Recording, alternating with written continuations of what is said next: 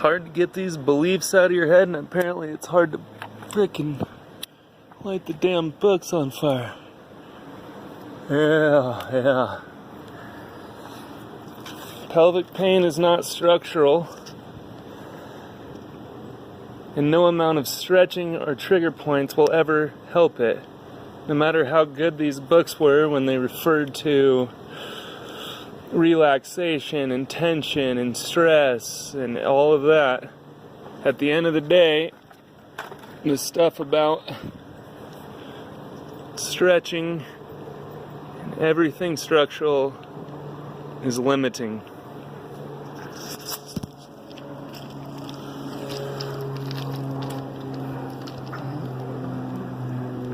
Didn't work for me.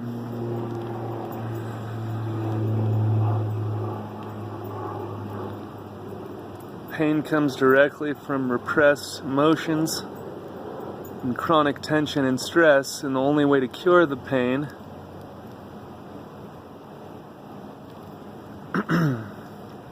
is to focus on your emotions and stress.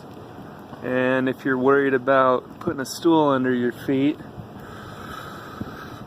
to take a shit, or having to go to a physical therapist so they can stick their fingers up your ass, that's not very relaxing for me. And these people actually definitely led me one step closer to figuring out the truth, so I thank them for that. And thank God I found Dr. Sarno and Steve Ozanich and the theory of TMS and the mind-body syndrome. And the Great Pain Deception book is probably one of the best books I've ever read, to the point where now I'm finally actually beginning to heal.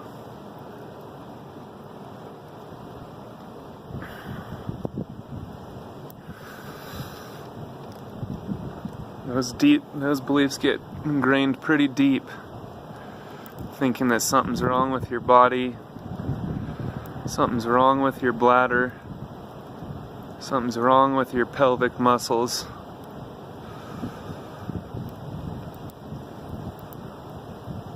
Something's wrong with your urethra. All the while, you were just fine. Your body had nothing wrong with it at all.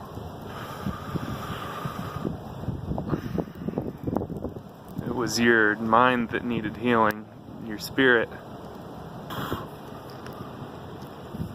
The symptom imperative that was recognized by Dr. Sarno, basically your symptoms can shift, and funny enough, the wind's gonna help us out. Nice garden. Funny enough, before this, I was suffering from chronic back pain. I've had stomach ulcers. I've had some plantar fasciitis for years. And as soon as the pelvic stuff started, and the urethritis, and the pelvic pain, and the frequent urination, the back pain magically went away. I couldn't figure out why. And when I had the back pain, the plantar fasciitis kind of went away. In the moment I started learning about this stuff, everything started fading away. And even when the back pain would come back, or the plantar fasciitis would come back when I started exercising more, it would always fade away, because I knew now that nothing was wrong with my back or my feet.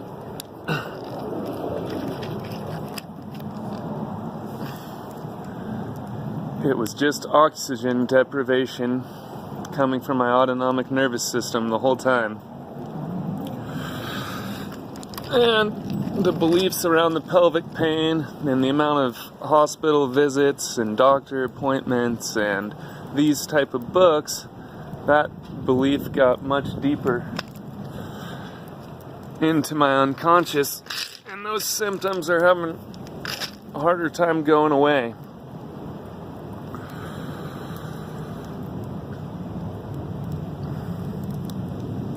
So I figure the books gotta go, and as good as they were, I mean, I guess they didn't help me much at all, but they led me further and they helped me realize that tension was the problem, stress was the problem, my relationships were the problem. Basically my opposition to life.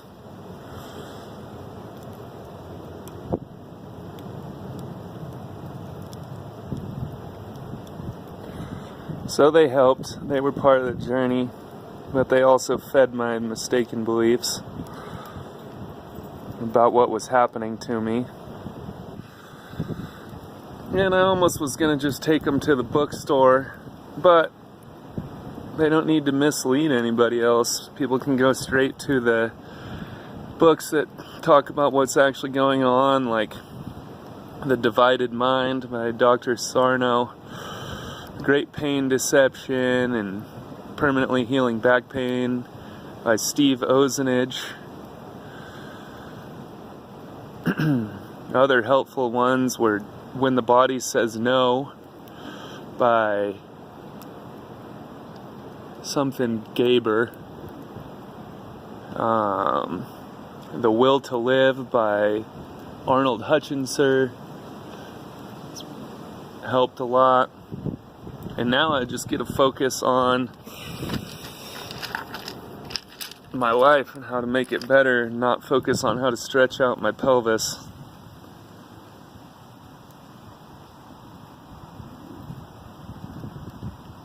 And I can do anything I want now. I can sit and I can ride a bike all I want. Don't have to have a special cushion in my car. Pelvic pain is just another symptom that your brain can use to distract you from dealing with what you actually need to deal with in your life.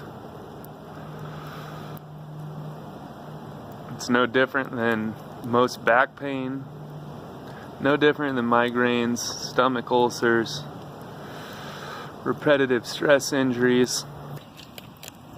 Glad I don't have to use a stool under my feet to take a shit. That's nice.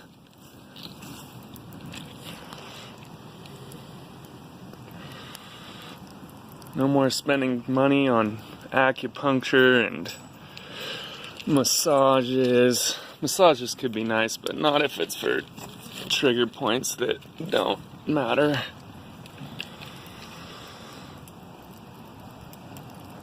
Meditation's good though. Keep doing that. Keep exercising. Do it all for your mind. Do it for your body and your spirit. But not because it's anything other than what it is. Just to enjoy yourself, to be good to yourself. I hope more people can find the real answers to their pain. Woof, that's hot.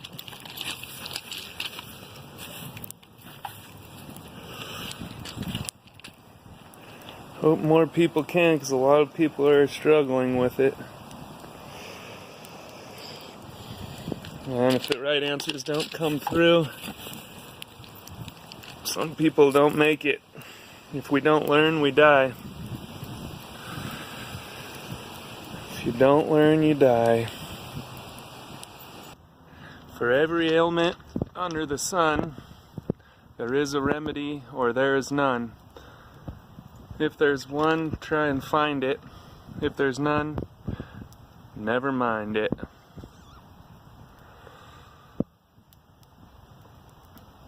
So look up TMS, mind-body syndrome, tension neuromuscular syndrome.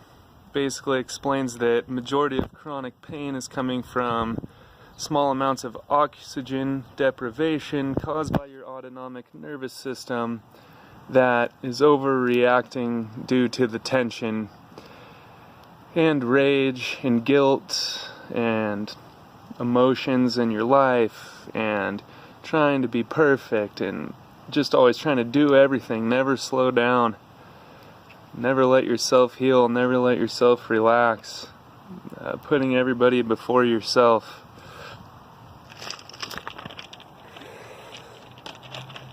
And that's the only way you're going to fully resolve all your symptoms. Alright, good luck. Could it be I was the one that you held so deep in the night? On the back staircase you fell to your knees with tears in your eyes. All that you suffered, all the disease